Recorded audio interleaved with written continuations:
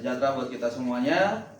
Perkenalkan, nama saya Imran STMM, dosen tetap Universitas Pamulang, Fakultas Ekonomi dan Bisnis, Program Studi Manajemen, Program Sarjana. Saya bergabung di Universitas Pamulang sejak bulan Mei tahun 2019 hingga saat ini. Bidang ilmu yang saya tekuni adalah manajemen sumber daya manusia. Pada kesempatan kali ini, saya ingin menyampaikan pernyataan diri saya untuk menunjuk kerja sebagai dosen, di mana melewati Tridharma Perguruan Tinggi atau singkatannya PDD UKTPT di bidang pengajaran pada salah satu mata kuliah yang saya berikan kepada mahasiswa, yaitu mata kuliah Manajemen Audit SDM. Mata kuliah ini memiliki bobot 3 SKS dan merupakan mata kuliah pada semester 7. Mata kuliah ini memiliki 21 pertemuan, di mana pertemuan pertama sampai dengan pertemuan 10 pembahasan materi sesuai dengan RPS dan UTS di tengah semester, dan selanjutnya pertemuan 11 sampai 21 pembahasan materi sesuai dengan RPS diakhiri dengan ujian akhir semester atau UAS. Untuk mengukur tingkat keberhasilan mahasiswa dalam pencapaian mata kuliah ini, selanjutnya capaian pembelajaran mata kuliah atau CMMK diharapkan mahasiswa mampu, yang pertama adalah mahasiswa mampu memahami sistem dan proses audit. Yang kedua, mahasiswa mampu menjabarkan tentang ruang lingkup audit SDM. Yang ketiga, mahasiswa memahami menjabarkan tentang pendekatan riset dan audit fungsi SDM. Yang keempat, mahasiswa memahami menjabarkan tentang pengukuran audit aspek SDM. Yang kelima, mahasiswa memahami menjabarkan tentang audit umum dan efektivitas organisasi.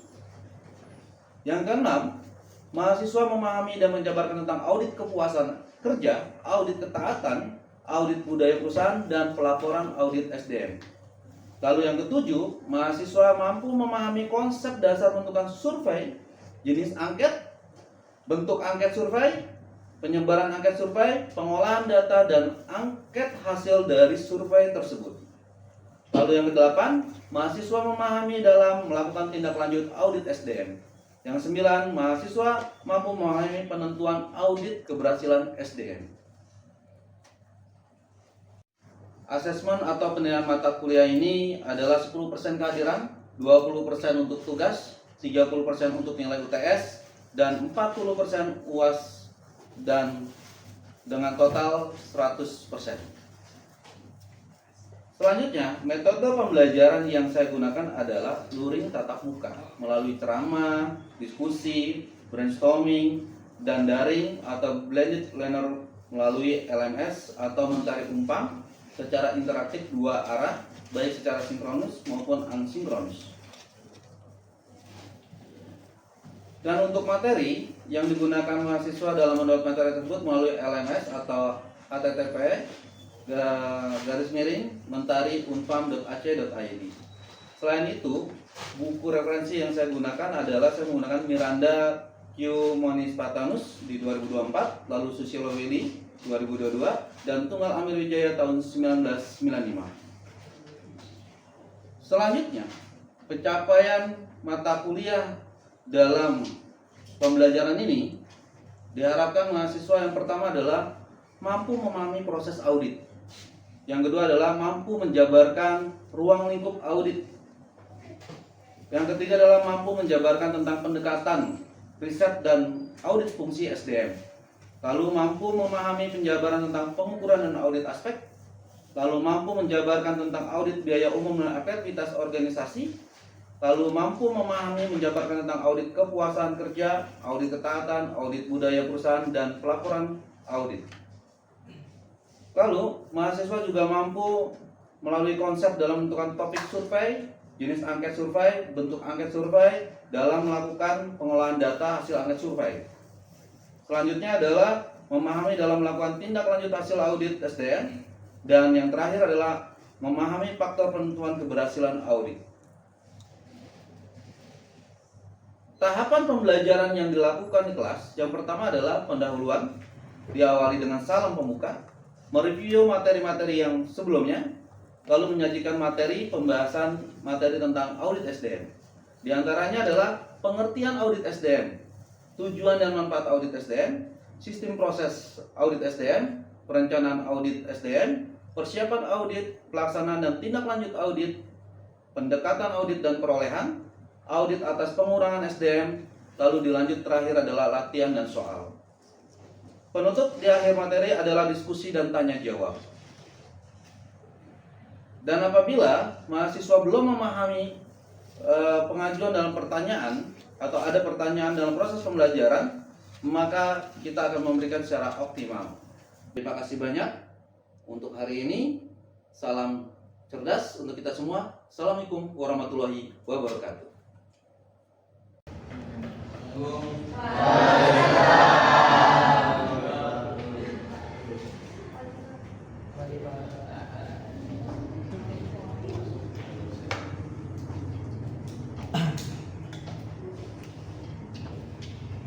Udah masuk semua ya? Oke, sebelumnya bismillahirrahmanirrahim. Assalamualaikum warahmatullahi wabarakatuh. Selamat pagi. Hari apa ini? Masih pagi? Oh, udah menjelang siang ya. Oke, baik, terima kasih rekan-rekan semuanya sudah hadir pada pagi hari ini dalam rangka proses pembelajaran berkaitan mata kuliah manajemen. Baik, sebelumnya puji dan puji syukur kepada Allah SWT yang telah memberikan kita kenikmatan pada pagi hari ini sehingga kita bisa kumpul bareng-bareng di sini. Salam dan serta salam kepada junjungan Nabi besar kita Nabi Muhammad SAW yang telah memberikan jalan kegelapan menuju jalan terang. Oke, baik rekan-rekan semuanya, di pagi hari ini kita akan melakukan proses pembelajaran berkaitan tentang manajemen SDM, di mana nanti kita sebelumnya akan membahas dan mengulik yang sebelumnya materi minggu lalu ya. Materi minggu lalu tentang motivasi. Jadi apa itu motivasi? Dorongan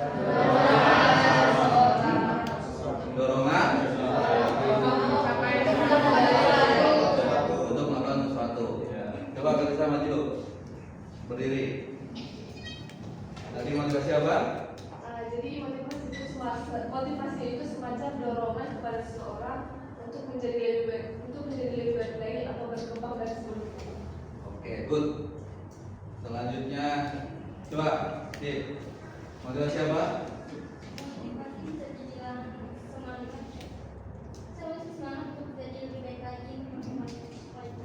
Semangat untuk lebih baik lagi. Kalau motivasi apa? Tadi? Semangat untuk mencapai tujuan yang diinginkan. Jadi pada hakikatnya motivasi itu adalah apa tadi? Untuk. Nah, di dalam motivasi itu ada, kalau menurut Maslow ada berapa kemarin? Ada? Apa saja? Ayo, kebutuhan apa? Kebutuhan psikologi, kebutuhan rasa aman, rasa nyaman, rasa dicintai, terus rasa penghargaan, selanjutnya sosial, selanjutnya aktualisasi diri. Itu yang kemarin kita bahas. Oke, selanjutnya hari ini kita bahas tentang audit SDM. Nah, berkaitan tentang pertemuan ini tentang audit SDM. Apa sih audit SDM itu? Coba siapa yang tahu audit SDM? Yuk, diingat-ingat yuk. Audit SDM itu apa?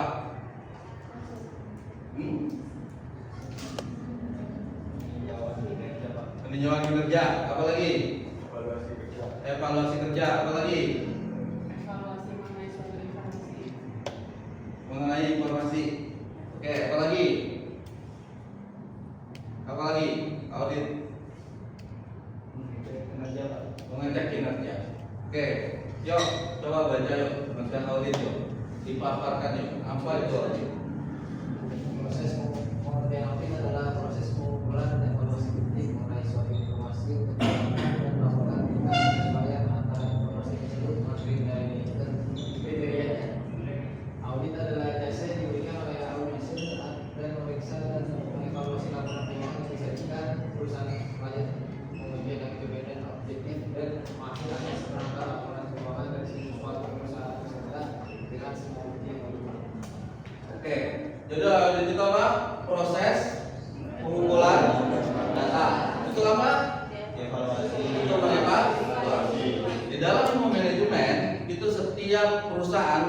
wajib mengevaluasi. Mengevaluasi siapa? Karyawannya atau karyawan, manajemen, apa lagi? Ya, perusahaan secara umum, apa lagi? Apa lagi? Ayo, apa lagi? Pokoknya macam-macam lah Pak gitu ya. Nah, itu adalah bagian dari proses audit. Dalam proses audit itu ada tujuan, ngapain sih audit itu sebenarnya? Apa kira-kira tujuannya? Meningkatkan efektivitas.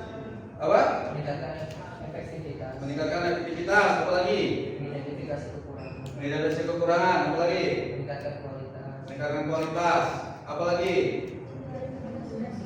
Hah? Mewujudkan identifikasi risiko. Apa lagi?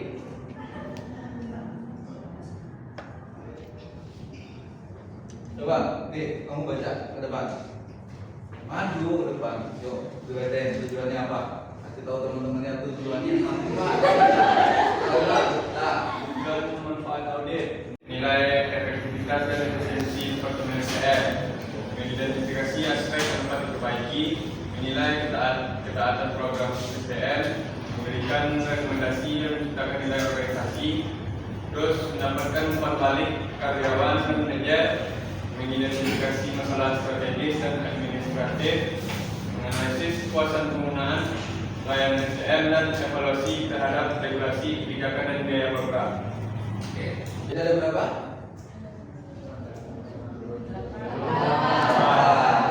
Oke, silakan duduk. Kasih tepuk tangan lah temennya lo. Di dalam tujuan tadi yang disebutkan itu ada yang namanya sistem dan proses. Saya minta Marsha, mana Marsha? Marsha, coba maju Sa, dijelaskan coba Sa. Kamu baca, jelaskan ke teman-teman apa itu sistem dan proses audit SDM. Jadi di sini ada sistem dan proses audit SDM. Sistem adalah sekumpulan bagian yang bekerja sama secara independen untuk mencapai sesuatu. Proses manajemen SDM secara umum dapat dibagi dalam 3 aktivitas. Yang pertama ada attention, yaitu penelitian SDM terkait dengan bagaimana menarik SDM yang dimulai dari proses perencanaan SDM, analisis jabatan, pencapaian rekrutmen dan seleksi. Yang kedua ada development, yaitu pengembangan SDM terkait dengan proses pengembangan karyawan agar sesuai kebutuhan organisasi, antara lain melalui proses pembelajaran, pelatihan, penilaian, dan pengembangan karyawan. Dan yang ketiga ada retention, yaitu referensi SDM terkait dengan program pemeliharaan karyawan, antara lain karir, kesejahteraan, dan hubungan industrial. Hubungan industrial. Jadi ada berapa? 3. Oke, terima kasih Marsha. Kasih tepuk tangan. Oke, ada 3. Apa saja 3 itu? Diploma. Terus? Jadi sistem dalam proses audit, ingat-ingat ada? 3. Nah, selain ada sistem proses audit, ada juga yang namanya perencanaan audit. Ngapain sih itu perencanaan audit? Saya mau ke Ika Fitria mana Ika? Kak, maju Kak, dibacain, kasih tahu teman-temannya apa itu perencanaan audit MSDM. Dalam perencanaan audit MSDM ada beberapa hal yang harus diperhatikan agar audit MSDM optimal, yaitu kebijakan audit dalam manajemen puncak, auto roadmap sebagai panduan audit, rencana audit tahunan dan permintaan audit khusus, menentukan ruang lingkup audit. Oke, jadi ada berapa? Ada 4 yang dibahas. Jadi kalau bicara perencanaan audit, oh ya silakan kasih tepuk tangan dulu buat. Ya, jadi dalam perencanaan audit itu ada 4 ya. Kebijakan audit oleh manajemen puncak. Maksudnya dari manajemen puncak itu apa sih? Kebijakan tuh? Kebijakan manajemen puncak. Kalau manajemen puncak itu dalam perusahaan itu siapa yang paling besar? Hah? Ada di direktur. Berarti kebijakan direkturnya mau bagaimana nih? Kalau kebijakan direktur, saya mau dong hari ini kita ada pencapaian target Dan saya mau kita yang pertama untuk mencapai target ini benahi dulu SDM-nya. Maka lakukan audit SDM-nya. Pastikan orang-orang yang ingin kita capai dari tujuan kita itu orang-orang terpilih dan sesuai dengan kinerjanya serta kemampuan dan keahliannya. Ketika kebijakan itu muncul dari si direktur, maka semua akan bekerja disesuaikan dengan perintah si direktur. Maka kebijakan direktur yang seperti apa yang akan kita terapkan. Nah, itu yang paling penting ketika bicara tentang sebuah perusahaan.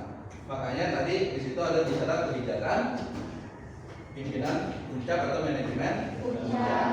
Lalu ada auto roadmap sebagai panduan audit. Nah, dalam audit itu selalu ada roadmap-nya. Apa itu roadmap-nya? Yaitu tujuan-tujuan yang tadi, langkah-langkahnya itu apa saja. Apa dulu nih yang mau diaudit? Siapa dulu yang mau diaudit? Bidang apa dulu yang mau diaudit? Itu harus ada jadwalnya, waktunya segala macam. Ketika bicara roadmap-nya. Selanjutnya ada lagi rencana audit tahunan atau permintaan audit khusus. Setiap tahun itu wajib perusahaan mencapai yang namanya audit. Kenapa? Karena kinerja karyawan dihitung setiap tahun. Meskipun setiap perusahaan beda-beda ya. Ada yang per 3 bulan, ada yang 6 bulan, ada yang 1 tahun. Dilihat 1 tahun ini perkembangan bagaimana. Kalau oke, bagus, layak, dilanjutkan. Tambah kontraknya, jadikan karyawan, jadikan naik jabatan posisinya jadi supervisor atau manajer dan lain sebagainya. Dan itu berkaitan dengan susunan daripada si manajemen tadi ketika sudah diaudit. Nah, selain itu juga di sini menjelaskan tentang bagaimana menentukan ruang lingkup audit. Nah, ruang lingkup audit itu berkaitan dengan siapa saja sih lingkupnya yang mau diaudit. Jangan sampai yang orang sudah bagus, divisi yang sudah bagus diaudit ternyata malah jadi problem, jadi masalah. Yang akhirnya apa? Merusak sistem. Yang akhirnya apa?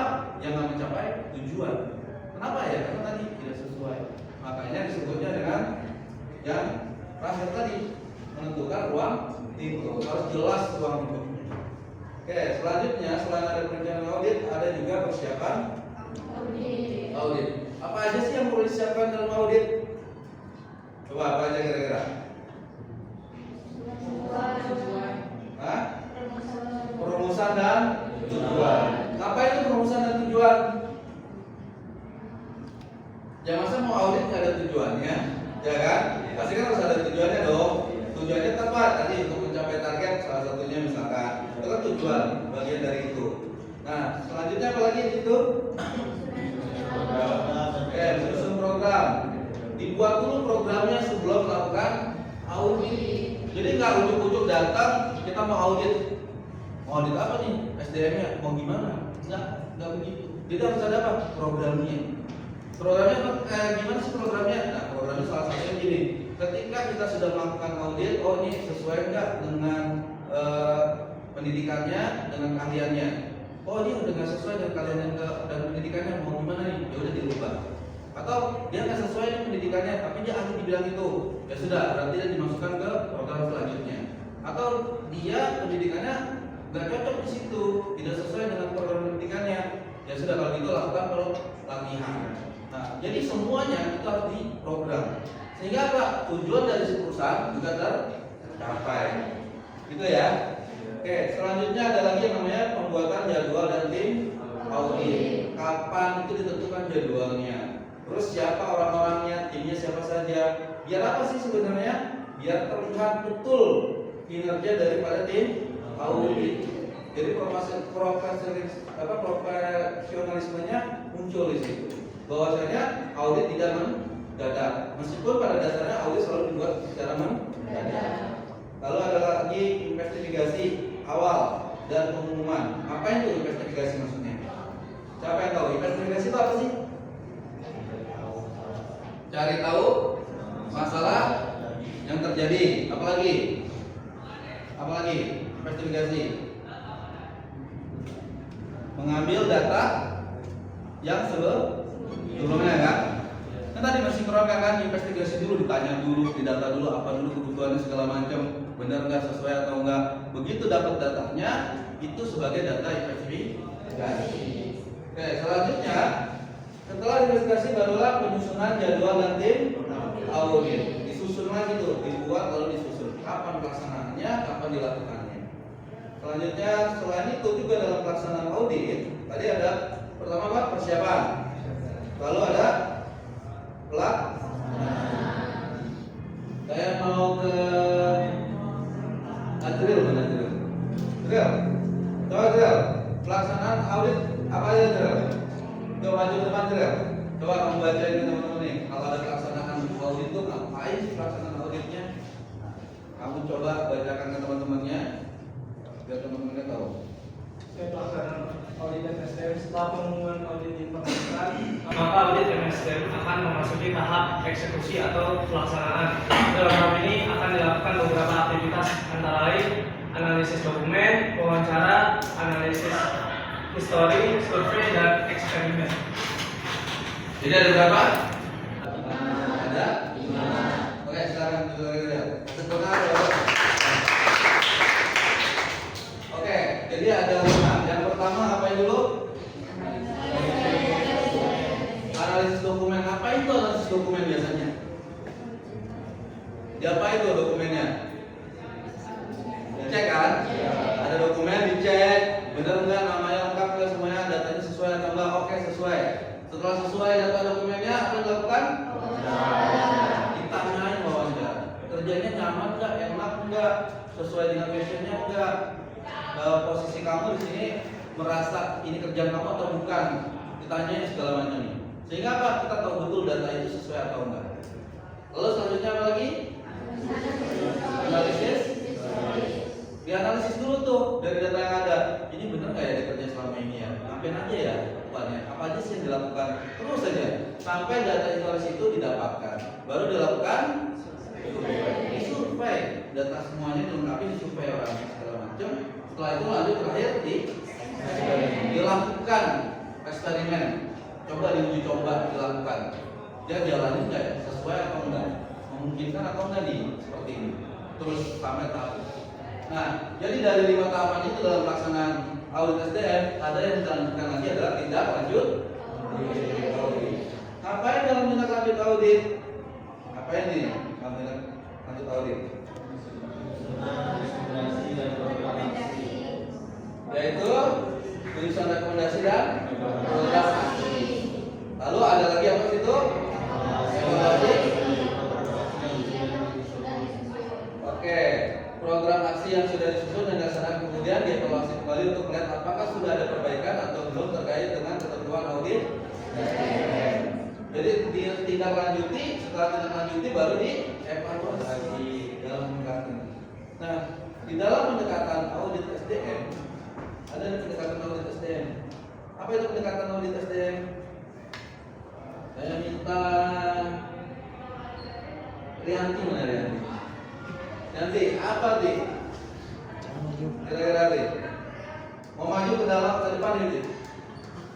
Yuk maju ke depan, jelaskan ke temannya bisa nggak? Kamu baca deh, kamu paparkan ke temannya.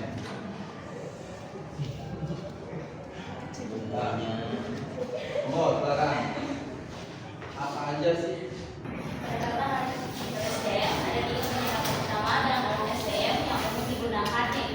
Yang pertama ada menentukan taatan pada hukum dan aturan. Yang kedua ada mengukur kesesuaian program dengan tujuan organisasi. Dan yang ketiga ada mengukur kinerja program berdasarkan indikator. Jadi ada berapa? 3 dalam usia. Oke, sebutkan dulu buat ini. Nah sama, tujuan itu harus menyesuaikan, terukur, terencana, sesuai atau enggak gitu. Nah selanjutnya baru bicara tentang mengukur kinerja program berdasarkan ini. Nah di dalam proses kinerja itu di audit semua orang punya yang namanya indikator kinerja, masing-masing punya penilaian. Kenapa punya penilaian? Buat apa penilaian itu? Kalau di kantor itu biasanya namanya KPI atau KPI, Key Performance Indicator.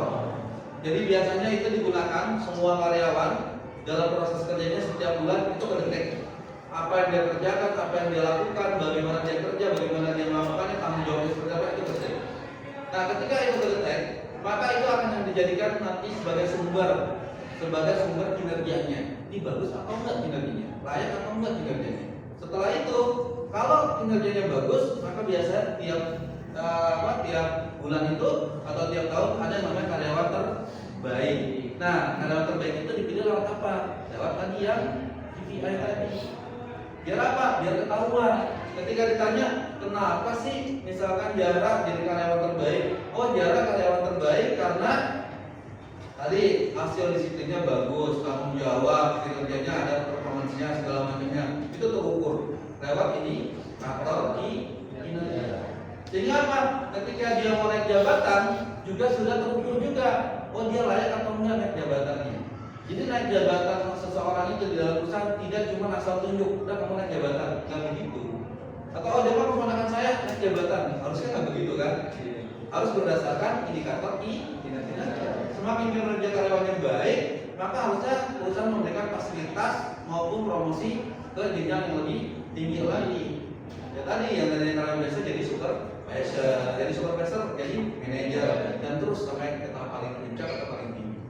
Oke, saya rasa untuk proses kegiatan belajar mengajar hari ini sudah sampai kesimpulan. Saya rasa untuk audit itu saja dulu ya hari ini ya. Audit. Ada apa yang ditanya lagi? Cukup? Cukup ya. Kalau cukup, saya belum absen akan saya absen. Yang hari ini hadir siapa saja? Abdul Aziz, Ahmad Bayaki, Afrisa, Ariel, Azara, Vicky, Rizka, Ika, Ipanya, Lydia, Lut, Marsha Gisela, Muhammad Fatih, ada ya? Muhammad Rizky, Hadir Pak.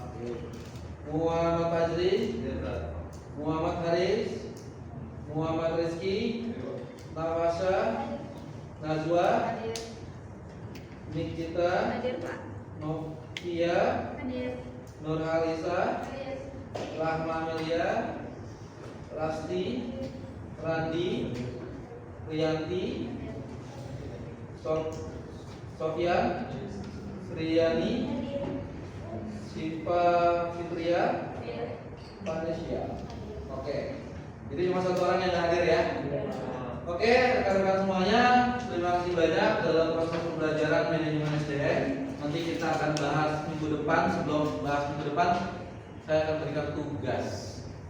Jadi tugasnya untuk selanjutnya adalah silakan rekan-rekan membuat studi kasus terkait tentang audit SDM. Nanti kamu cari perusahaan apa, lalu nanti apa saja yang diaudit oleh perusahaan tersebut, lalu hasil evaluasi dari perusahaan tersebut apa, dan bagaimana kinerja perusahaan tersebut, apakah semakin maju atau semakin mundur. Contoh itu kalau tidak salah sebelumnya PT KAI ya, KAI itu dari awal kurang bagus sampai menjadi sangat bagus. Kenapa? Salah satu yang dilakukan adalah audit SDM, besar-besaran auditnya. Nanti bisa dibaca, cari kasusnya yang KAI atau cari beberapa kasus di perusahaan lain yang hasilnya maksimal. Oke, itu tugasnya dikerjakan minggu depan. Nanti minggu depan kita akan bahas. Saya rasa hari ini itu saja ya. Terima kasih banyak atas waktunya. Mohon maaf dalam proses pengajaran. Saya tutup.